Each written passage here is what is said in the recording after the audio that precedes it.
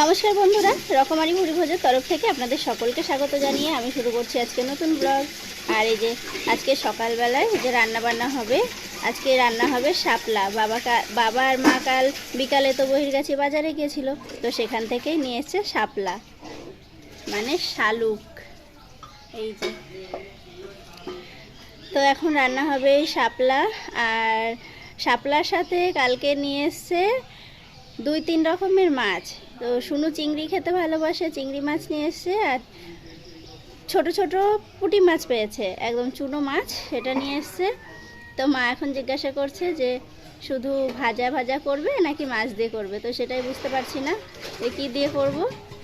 আর এনেছে রুই মাছ।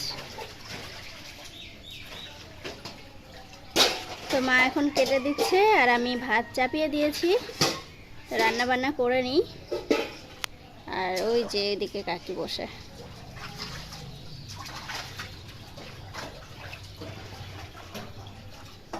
এই যে কি সুন্দর শাপলাগুলো, এই যে শাপলার ফুল, শালুক ফুল যেটাকে বলে। শালুক ফুল, শাপলা ফুল, নাল ফুল, নালের ফুল, হ্যাঁ। এইগুলো যখন জলে ফুটে আর এই যে কোনগুলো ওই সবুজ নীল নীল বেগুনি বেগুনি কালারের ফুল হয় না, ছোট ছোট, পাতাগুলো অন্যরকম। হ্যাঁ। আর এই যে এই শালুকের আবার ইয়ে হয় ঢ্যাপ, তাই তো? ও ঢ্যাপের আবার খই করেও খায়, বিক্রি হয় ঢ্যাপের খই।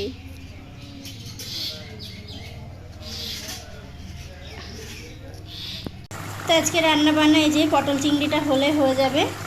হচ্ছে ডাল, আর হয়েছে শাপলা ভাজা, চুনো মাছের ঝাল, আর হচ্ছে মাছের তেল। তো আজকে রান্না হয়েছে, আর তার মধ্যে ডিম সিদ্ধও হয়েছে। তো আজকে রান্না, তো এটা হলে হয়ে যাবে। তারপর বাকি কাজ, আজকে প্রচুর কাজ, অনেক কাজ আছে আজকে, তো সেগুলো এক এক করে করতে হবে। আমার তো রান্নাবান্না হয়ে গেছে আর এখন খেতে বসে গেছি। আর একা একাই খেতে বসেছি, কারণ মা তো আগে খেয়ে স্কুলে চলে গেছে। আর মাম্মামকেও আমি আজকে শনিবার তো প্রাইমারি স্কুলে পাঠিয়ে দিয়েছি, ওকেও রেডি করে খাইয়ে পাঠিয়ে দিয়েছি। আর বাবাও বাড়িতে এসেছিলো, বাবা খেয়ে সোনুর পাপার খাবারটা নিয়ে চলে গেছে।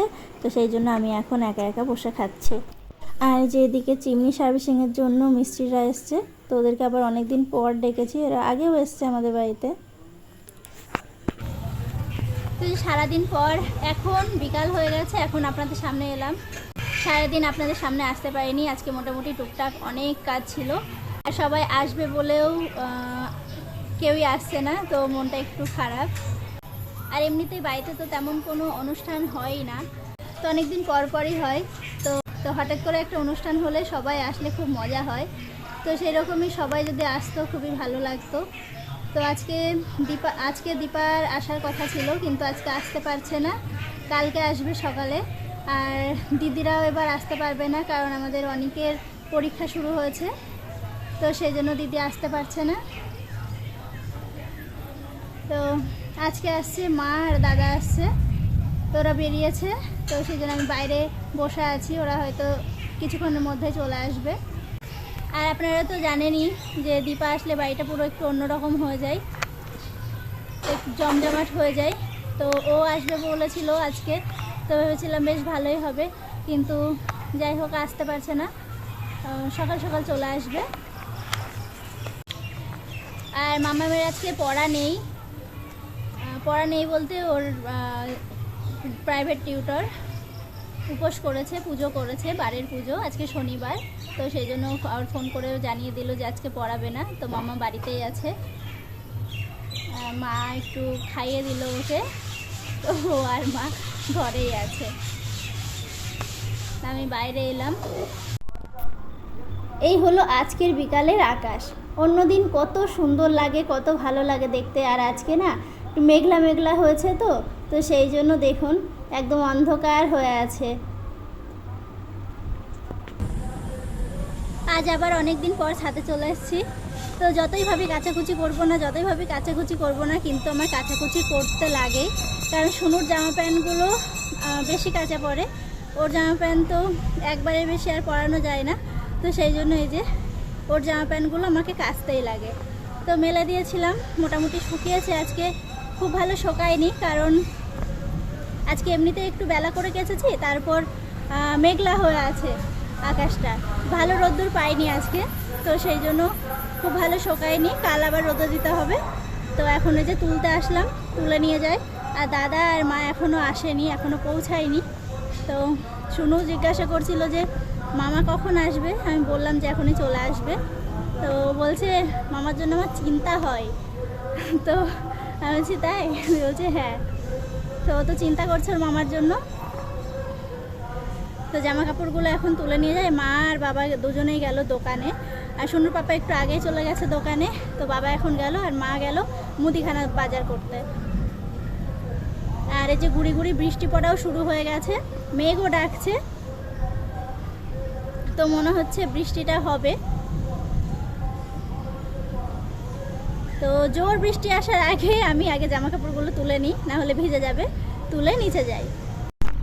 ওই যে সোনার মামার জন্য সোনার তো খুব চিন্তা হচ্ছিল, তো চলে এসছে দাদা আর মা, এই সবে ঢুকলো আর বৃষ্টিটাও আসলো জোর।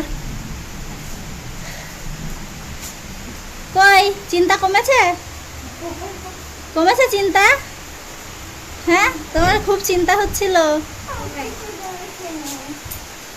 কমেছে চিন্তা?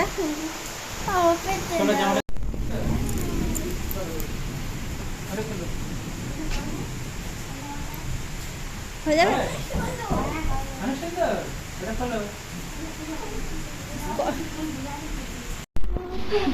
তো যে মা আর দাদা শোনার জন্য একটা জামা নিয়ে এসছে, একটা ফ্রক। তো ওটা এই যে পরেছে, খুব পছন্দ হয়েছে।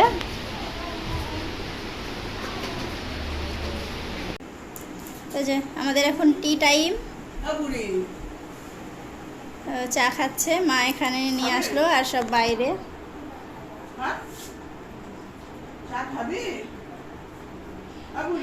চা বিস্কুট। আমার বুড়িমা, বুড়িমা তুমি? এই যে এদিকে গল্প হচ্ছে সবাই মিলে একসাথে বসে। মাও ছিল, মা ঘরে গেল শুনুর কাছে। এই বাটি বাটি কি সোনার আছে নাকি?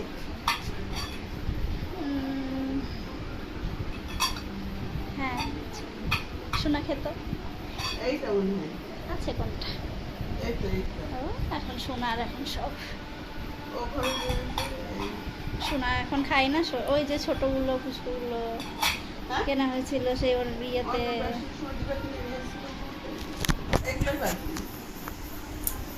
তো এই যে মা এখন কাঁসার বাটি খুঁজে বেড়াচ্ছে, এতক্ষণ ধরে খুঁজছিল, পাচ্ছিল না কোথায় রেখেছে। আসলে ব্যবহার না থাকলে যা হয়, কোথায় রাখা হয় মনে থাকে না। তো এই যে অনেক খুঁজে তারপর পাওয়া গেল কাঁসার বাটি। আর এই যে এগুলো যদিও কাঁসার না, এগুলো কিসের জানো? একটা বলে এর কি একটা নাম আছে, না না যাই হোক মনে নেই। তো ওই যে আর নিচে যেগুলো রয়েছে, তো কাঁসার বাটিও রয়েছে। তো এগুলো এখন বার করছে, কালকেই তো লাগবে সকালবেলায়। দেখো কতটা তরকারি খাবে জামাই? না, দুধ ভাত খাওয়াচ্ছে। দুধ ভাত খাওয়ানো কেমন রয়েছে দেখেছো? ব্যবহার করা নেই, এই অরিজিনাল কাঁসা, দাগটা কিচ্ছু হয়নি, কিচ্ছু নেই। এটা বাবু দুধ খাওয়ার জন্য মা দিচ্ছিল, এটা খুব পিওর কাঁসা। আগের জিনিস আর এখনকার এটা চাল তোলা হয়, ওটা বলো পিওর কাঁসা। ওইটাই বাবুর দুধ খাওয়ার বাটি দিয়েছিল মা, যখন বাড়ি দিয়ে নিয়ে চলে গেলাম। এটা পিওর কাঁসা, কিন্তু দাগটা কিছু নেই, কালার দেখেছো সাদা, এইটা বেশি চকচক করছে। এটা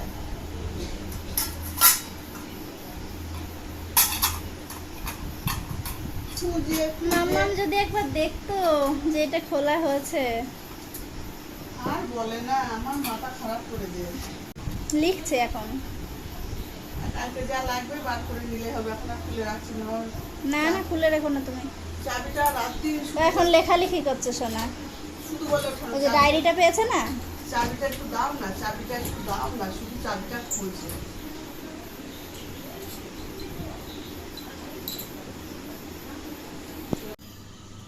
তো যে আমার রাতের রান্না হয়ে গেছে।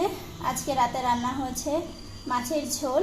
এই যে মাছের ঝোল হলো, রুই মাছের ঝোল। আর বাবা নিয়ে এসেছিল বাজার থেকে একদম কচি কুমড়ো, তো সেই কচি কুমড়োটাই ভাতে দিয়েছিলাম। তো কুমড়ো ভাতে আর মাছের ঝোল, আর পটল চিংড়িও অনেকটা আছে। এই যে রান্না বান্নার পর মশলাগুলো করে রাখলাম, কালকে লাগবে। এই যে এখানে কাঁচা লঙ্কা আর শুকনো লঙ্কা একসাথে পেস্ট করেছি, এদিকে আদা পেস্ট আর জিরেটা গুঁড়ো করে রেখেছি, কাল সুবিধা হবে। আজকের ভিডিও আমি এখানেই শেষ করছি। আবার দেখা হচ্ছে খুব ভালো একটা ব্লগের সাথে। আর আপনারা সবাই ভালো থাকবেন, সুস্থ থাকবেন এবং সাবধানে থাকবেন।